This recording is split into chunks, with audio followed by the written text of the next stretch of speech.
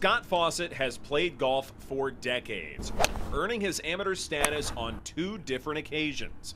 When he regained his status in 2014, he made a discovery. I saw some new statistics coming out and I realized I could take the TrackMan, the shot pattern data, create a generic shot pattern, then combine it with the statistics. And then when I caddied for Will Zalatoris in 2014 when he won the Texas Am and US Junior, then the next year Bryson wins the NCAAs and US Amateur, and then accidentally I realized I'd created something pretty cool. He created an app that'll set you back roughly $200 to help golfers with calculating their advanced stats.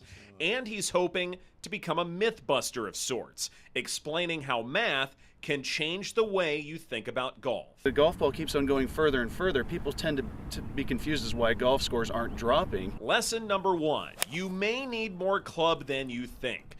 So take the median distance from each club during practice swings instead of an average. Your amateur who, let's say they hit an 8-iron 150 yards, if you catch it perfect and it goes 150 yards, well, that's probably your 80th, 85th percentile of shots.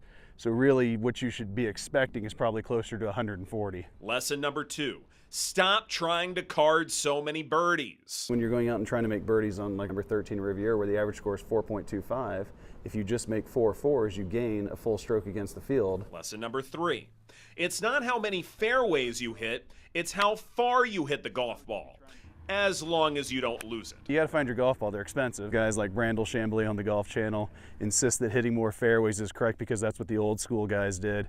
And now he doesn't think that the new guys are as talented because they don't hit as many fairways. That's because they're hitting it 60 yards further than the old guys. And finally, that cliche that driving is for show and putting is for dough, that's a myth. Putting is largely variance. Just subtle variances in your speed can make the ball break so much more or less than you're expecting. And here's one more myth to be busted. Those birdies and eagles that golfers savor, well, a lot of them come from just dumb luck. Even Tiger Woods, let's say he takes a 7-iron out and he hits it to 3 feet and makes it for birdie. If it weren't dumb luck, go do it again on the next hole. And they obviously can't. And if more golfers would follow these lessons, Fawcett thinks, I think people will shoot a lot lower scores. There'll be a lot more sanity and fewer broken clubs. From the Tribute at the Colony, Edward Egros, Fox 4 Sports. Even the best Major League sluggers only earn a base hit 30% of the time. But there may be a way for any hitter to inch closer to that elite level.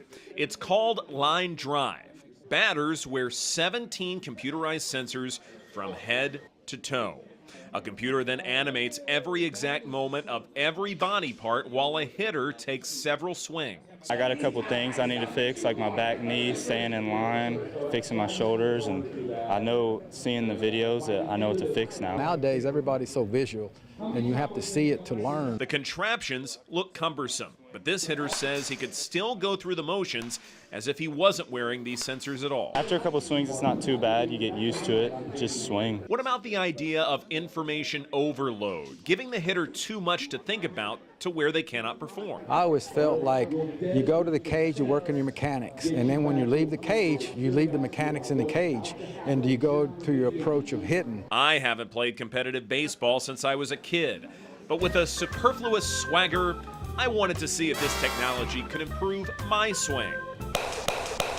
We got our work cut out for it, boys. That's not funny. This last little move that you're making is kind of making you work up this way. Right away, I learned my swing was more of an uppercut, which would cause more flyouts. What are we going to do different to make it better? Get rid of the uppercut, Okay. hit more line drives, go straight ahead. I returned to the box and changed my approach.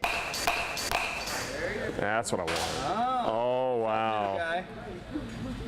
Totally different. Straight through. These sessions aren't cheap. One meeting could run you more than $100.